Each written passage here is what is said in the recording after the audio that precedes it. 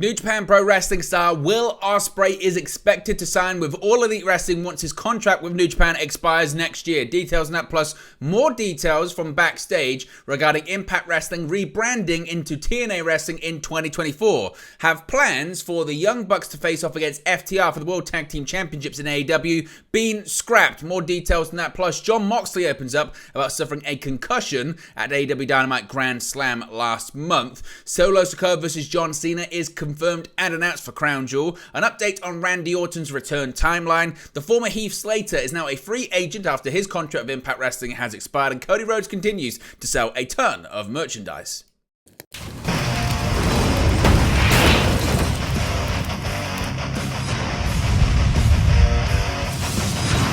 Hey guys, welcome back to Wrestling News 365. Hope everyone is doing very well. As always, plenty of news stories to get into in the world of professional wrestling. Let's start off talking about Will Ospreay. Of course, he's been the talk of the pro wrestling world of his contract with New Japan Pro Wrestling set to expire next year. And we may know where at the moment he's headed to land after his free agency. After a banner year, Will Ospreay has found himself one of the most valuable commodities in all of professional wrestling, with the former IWGP World Heavyweight Champion looking set to depart New Japan Pro Wrestling when his deal expires in early 2024.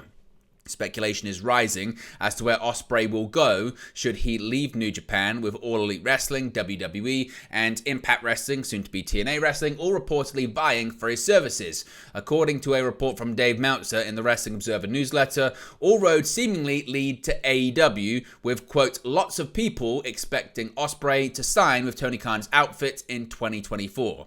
Whilst Meltzer doesn't rule out a move to WWE for the aerial assassin, the lighter road schedule means Ospreay could potentially still work for the company full-time without moving his family out of the UK, something Ospreay would prefer to do rather than a full US relocation. Ospreay has also recently hired famous pro wrestling agent Barry Bloom, who also counts AEW stars Chris Jericho, Kenny Omega, and the Young Bucks amongst his clients, the latter three of which he recently helped secure massive money deals from All Elite Wrestling. Ospreay has been heavily featured in AEW in 2023, despite still being a full-time member of the New Japan Pro Wrestling roster, with Ospreay's victory over Chris Jericho All In at Wembley Stadium one of the marquee matches of the event. Ospreay is also currently part of the Don Callis heel family in the promotion too. So do you think Ospreay is likely to land in AEW, or do you think he could end up going elsewhere? Let me know your thoughts about that.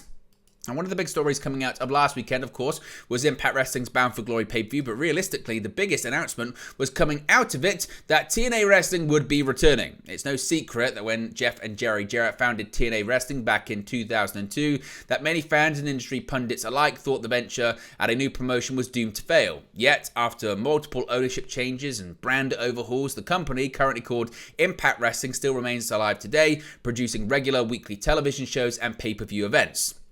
When TNA officially changed its name to Impact in 2017, many were pleased due to the jokes often cracked about the TNA initials. However, what was old is yet to be new once again, as Impact Wrestling announced at Bound for Glory that the TNA name and brand returns next year. The announcement has seemed to create the desired amount of buzz, with many lapsed TNA fans interested in giving the company another shot during its new era. According to the Wrestling Observer newsletter, discussions about changing Impact back to TNA have been going on for months, with plans finalized a few weeks back. The reported rationale for the rebranding is that much of Impact's existence, including its most popular periods, were under the TNA brand name, and the general feeling is that a large portion of the fan base still refers to Impact as TNA. The announcement of the change at Bound for Glory also drew a notable large response from the live crowd, including loud TNA chants. The Wrestling Observer newsletter also reports that Impact conducted a poll among many of its die-hard devotees, and the results said TNA was the brand name they preferred, therefore they're going back to TNA in 2024. Now, if you recall, it looked like we were going to be getting the Young Bucks versus FTR once again for the AEW World Tag Team Championships at Full Gear. Now it looks like that's not going to happen. Despite plans seemingly being locked in, a major AEW Championship match looks likely to have been scrapped altogether. At AEW Wrestle Dream on October 1st, the Young Bucks defeated the Lucha Brothers, the Guns, and Hook and Orange Cassidy to become the #1 contenders to the then AEW World Tag Team Champions FTR. While FTR versus the Bucks seemed likely for AEW Full Gear on November 18, plans were thrown into uncertainty when Ricky Starks and Big Bill shockingly dethroned the champions on the October 7 AEW Collision. Although fans would still have perhaps expected for AEW to find a way to do and go back to the fourth installment of FTR versus the Young Bucks, that may not be the case after all, according to Dave Meltzer in the latest Wrestling Observer newsletter. Meltzer writes of the apparent total change of creative plans, quote, "On the tag title front, the plan was definitely FTR versus Young Bucks 4, but it doesn't appear that will happen. FTR suggested the loss to Big Bill and Ricky Starks, and the idea at that time was it would lead to a rematch and the winners would defend the titles against the Young Bucks. The belief right now is that everything has changed. The Young Bucks won the 14 match at Wrestle Dream to earn a tag title match, but when they returned to television this past week, the announcers never brought up them being in line for a tag title opportunity or even winning that match. In fact, as best as I can tell, the four-way win hasn't been talked about in weeks. It also could be Big Bill and Ricky Starks in a rematch with FTR on the pay-per-view rather than television. The match was originally set for October 28 television, but there was nothing this week indicating it is happening that soon, although they've been teasing their rematch for weeks. And the Young Bucks have yet to step up to the new AEW Tag Team Champions on television, and coupled with the lack of mention of their status as number one contenders, it certainly seems as if plans have perhaps changed, at least for now. What are your thoughts on that, and do you think we're going to be getting the Young Bucks versus FTR at any point, or could they have just delayed it, possibly to the World's End December pay-per-view that was announced this week? John Moxley has opened up about his concussion that he suffered on AEW television during AEW Dynamite Grand Slam against Rey Fénix. Former AEW World Champion John Moxley has made his official return to the company on last week's episode of AEW Collision when he came to the aid of the Blackpool Combat Club to close out the show. Moxley had been out of action with a concussion he suffered back at Dynamite Grand Slam in Arthur Ashe Stadium when he lost the AEW International Championship to Rey Fénix. After recently returning, Moxley spoke to The Messenger, where he opened up about concussions in professional wrestling. Moxley said that his concussion happened 30 seconds into the match, and it sent him into effing outer space for like 10 minutes. He said, quote, "I just kept progressively getting more lost and couldn't figure out where the F I was. Then I had this moment of clarity. Oh, I'm effed up. I gotta get the F out of here."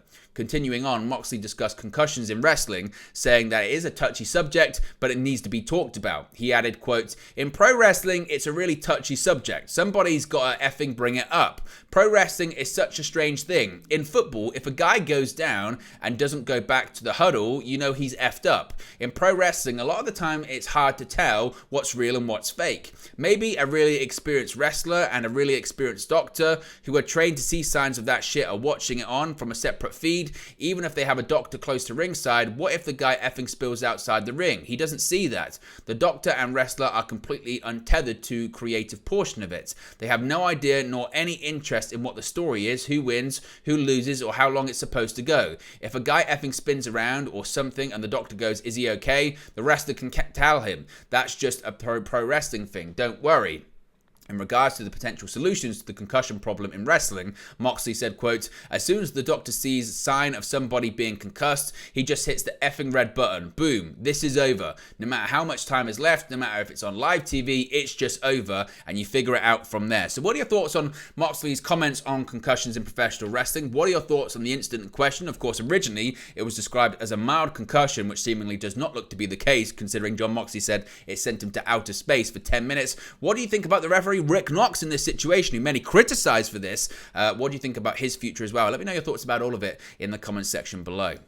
Now, John Cena is set to face off against Solo Sikoa at Crown Jewel. The match was confirmed earlier today. John Cena has been taking part in his latest WWE run since September 1st, when he made his return to SmackDown. Cena has competed in one match so far since his return, with him defeating Jimmy Uso and Solo Sikoa in a tag team match alongside LA Knight at Fastlane. On last week's October 20 episode of SmackDown, Cena spoke about not having won a singles match in the company since 2018, before challenging anyone on the SmackDown roster to a match. Solo Sikoa answered the call, with two men brawling before the match could officially get underway. WWE has now announced via People that Cena is set to go one-on-one with Solo at Crown Jewel in Riyadh, Saudi Arabia next weekend. Of course, Cena's run is currently set to end at Crown Jewel, though the ongoing SAG-AFTRA actors strike continues. In the main event of Crown Jewel, Roman Reigns is set to defend the undisputed WWE Universal Championship against LA Knight. Now, many people are waiting and hoping for the return of Randy Orton, possibly at Survivor Series, according to latest reports. We've got some more details on the timeline of the Viper possibly coming back to WWE television. Of course, it's been a while, to say the least, since the WWE Universe last saw Randy Orton inside the squared circle. However, the Viper is reportedly getting closer to his long-awaited return, according to the Wrestling Observer newsletter. The report claims that Orton could be back in time for Survivor Series, which will emanate from the Allstate Arena in Chicago, Illinois, on November 23rd, suggesting he isn't planning on retiring after all. The Apex Predator is reportedly determined to return to action and compete until he's 50, despite doctors telling him never to wrestle again.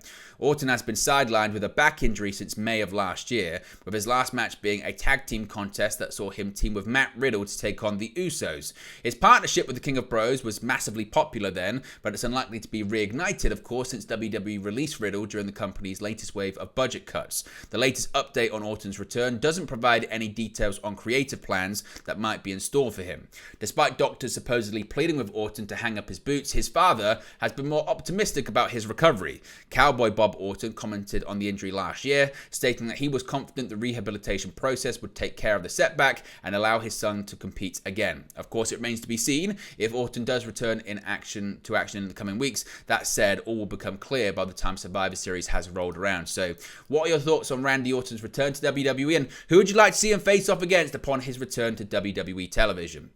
Now, switching back to Impact Wrestling, soon to be TNA Wrestling, and Heath, obviously Heath Slater in WWE, is now a free agent. An Impact Wrestling star has left the company. Sean Rossap of Fightful Select is reporting that Fightful has learned that Heath Miller, who simply goes by Heath in Impact Wrestling, is now a free agent. Heath's deal with Impact has expired, and he's now accepting bookings. Heath was released from WWE in April 2020 and returned for a one-off appearance in July of the same year. The company offered him a full-time deal that he rejected, as he claimed it was about half of what he was previously making.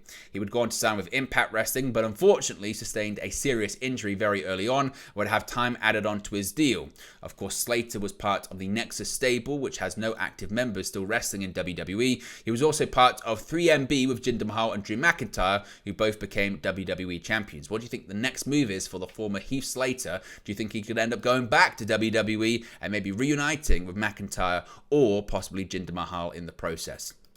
Finally, Cody Rhodes, an update on him continuing to sell huge amounts of merchandise in WWE. Cody Rhodes continues to be a standout on WWE programming, and it's over at the merchandise table as well. In a rarity, Fightful Select are reporting they have learned and subsequently confirmed within WWE that Cody Rhodes was able to outsell generic WWE merchandise at some recent live events. Now, this doesn't occur often, as generic merchandise generally includes basic WWE logo shirts, event merchandise, city merchandise. For instance, if they're in Chicago, a WWE Chicago shirt, title belts, I was there shirts, etc, etc, etc. Now, Cody Rhodes does great sales with weight belts, which are a high ticket item as well, but has had great success with merchandise since his return in 2022.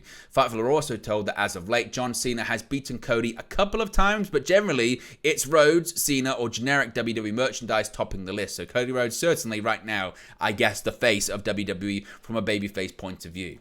But there you go, guys. This latest pro wrestling news for you. Be sure to smash a like on the like button. Be sure to subscribe, bottom right hand corner. As always, let me know your thoughts in the comment section below, and I'll speak to you again very, very soon. Hey guys, thank you for watching, listening, streaming, or however you come across this video today. Be sure to click on the video on the right there to watch our next video, or click the bottom there to subscribe, or the bottom right hand corner. Thank you very much, and I'll speak to you again very soon.